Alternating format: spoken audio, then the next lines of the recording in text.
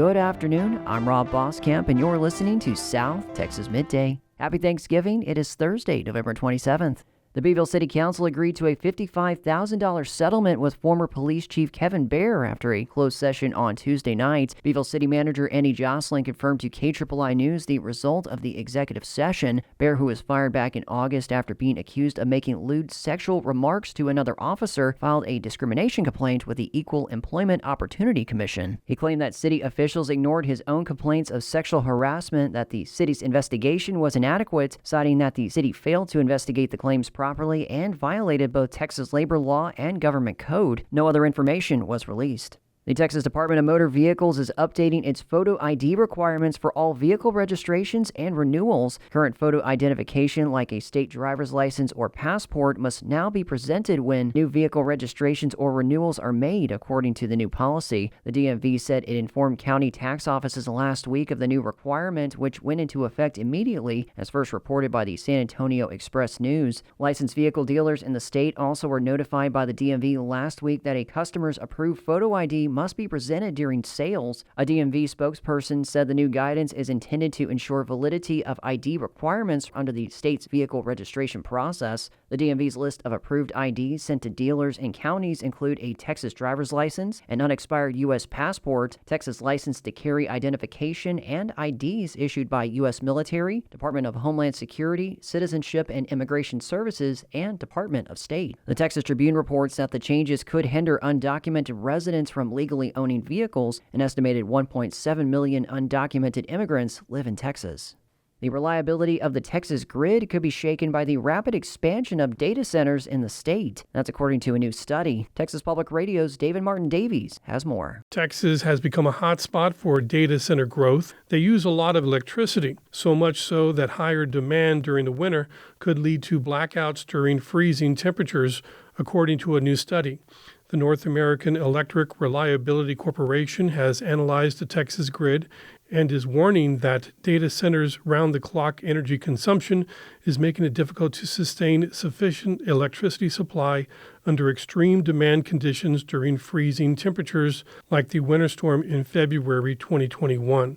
The main problem during that storm was the freezing of natural gas lines. According to the report, that vulnerability remains due to lack of consistent standards for natural gas infrastructure protections. I'm David Martin Davies in San Antonio. In sports, the Texas A&M Corpus Christi women's basketball team fell in the second half of their Oklahoma road trip yesterday as they lost a closely contended game to Oral Roberts 89-74. Canary Holiday scored 15 points on 7-12 shooting, while also grabbing 15 rebounds, the second double-double of the year for the Islanders. WCC's Chelsea Wooten led both teams in scoring with 18 points on 7-15 shooting and 4-10 from three-point range. She also tied for the game lead in assists with 5. Marissa Shelton tacked on 14 points and 4 assists. The Islanders women's team will next be in action on Wednesday, December 3rd, hitting the road to take on UT El Paso. Meanwhile, the men's team will be in Cincinnati tomorrow as they face the Xavier Musketeers. Law enforcement across Texas roadways are stepped up over the holiday season, and yesterday drivers in McAllen were receiving either a traffic citation or a Thanksgiving turkey. What appeared to look like a routine traffic stop for some drivers was actually part of the McAllen Police Department's annual turkey or ticket giveaway. 15 patrol units headed out across the city yesterday to pull over drivers for traffic violations. Some of those drivers got off easy with a turkey and maybe a warning. If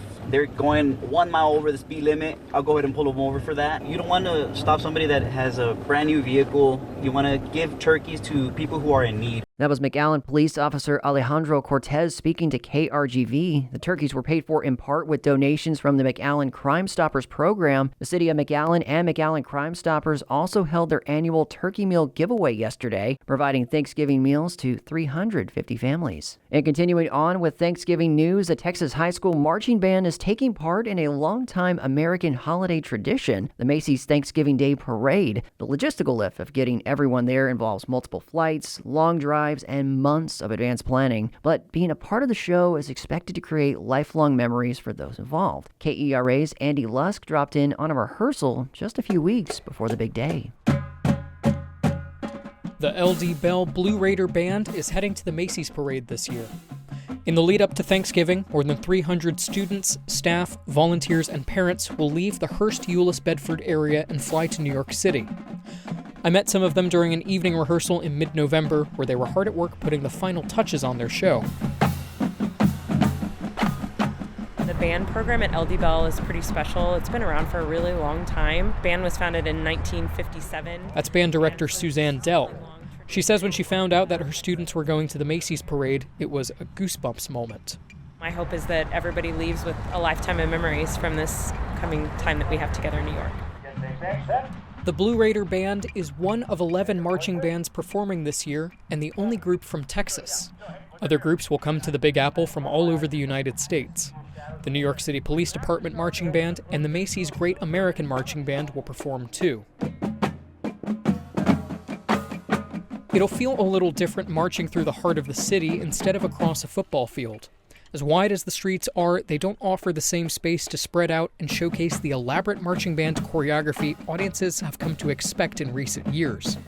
There also won't be markings to help students keep their sense of place, like on a football field. The band has been preparing for the change.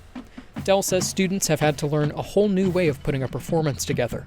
They're used to being very meticulous about their measurements, and it's like, you're going to kind of have to eyeball it. And if we get there and we have less space, you're just going to have to, condense it on the fly and figure it out. Drum major Caden Cumberledge says getting ready to perform on TV is insane and unreal.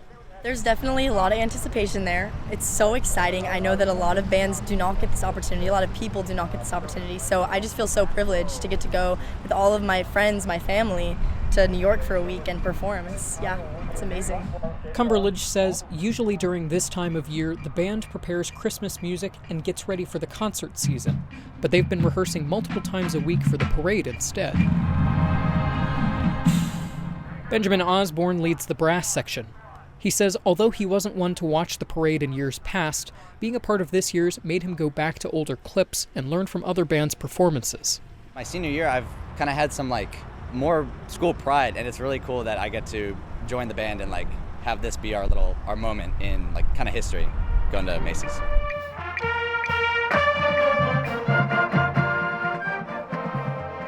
What you're hearing now is the Blue Raider Band performing Deep in the Heart of Texas, a country classic many consider the Lone Star State's unofficial anthem. It's a song the band will play along the parade route, but it's only one part of their performance. There's a lot more that the public can't see or hear just yet. That's under wraps until the big day. Just like me, you'll have to tune into the Macy's parade to fully experience what the band has been putting together over the past few months.